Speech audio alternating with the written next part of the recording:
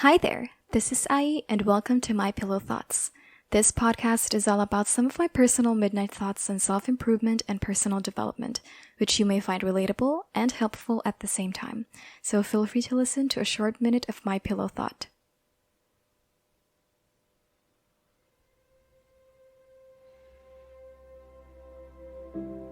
Love. Such a powerful word, right? The idea of love has always been an in-demand topic. Wherever we are, or whatever period we live in, we will always encounter love. Well, the thing about love is that it's also diverse. It's inclusive, it's intersectional, which makes it more powerful.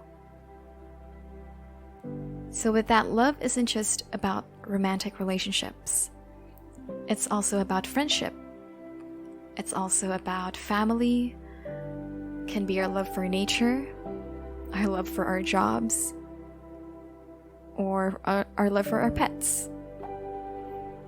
But for tonight, I want to focus more on self-love.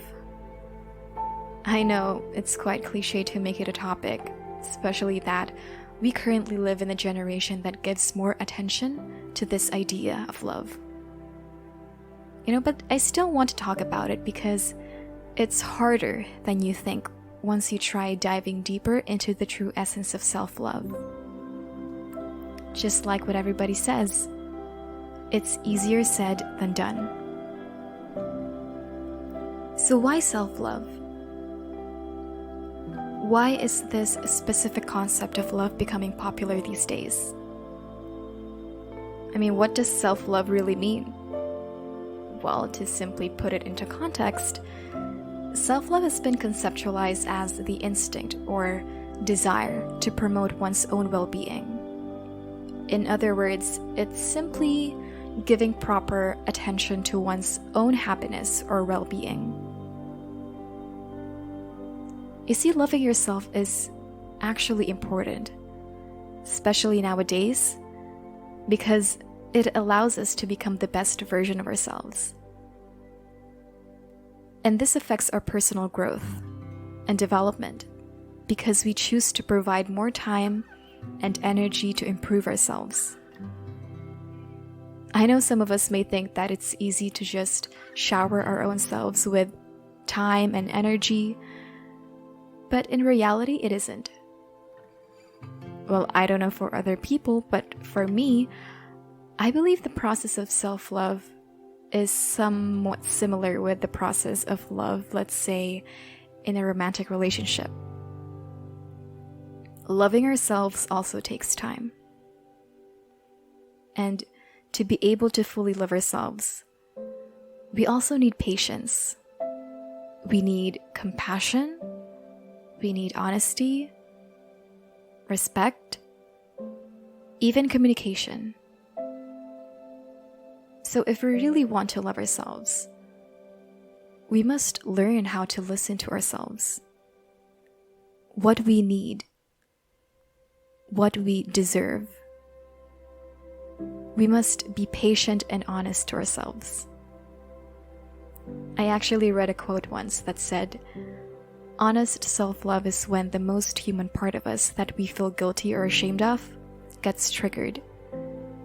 And we can look ourselves square in the eyes without judgment because our love is not conditional." So being honest isn't all about telling truths. Honest self-love is also becoming aware of our own mistakes, of our own shits, so that we can grow into more accepting and loving human beings. Come to think of it, it's better to be a person who is honestly accountable for their mistakes rather than to be a person who has a dishonest perfection. So what I'm trying to say is to love yourself first before loving someone else. Because if you learn to love yourself first, everything else will follow. Try to love yourself and treat yourself as you would treat your very best friend. Remember, we also deserve the same love we give to others. And you know, life gets better when you stop waiting for other people to love you. So start loving yourself, especially when you're hurting and all has been forgotten and you feel lost. Always come back to yourself. Because once you master the art of loving yourself, you will always find your way.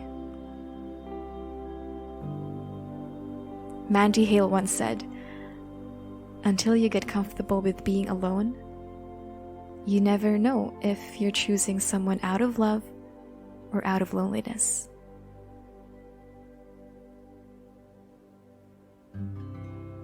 So what are your thoughts about this? But hey, I'm just one of the many perspectives out there. I'm just one star in an infinite galaxy. Find your star and focus on it. Good night.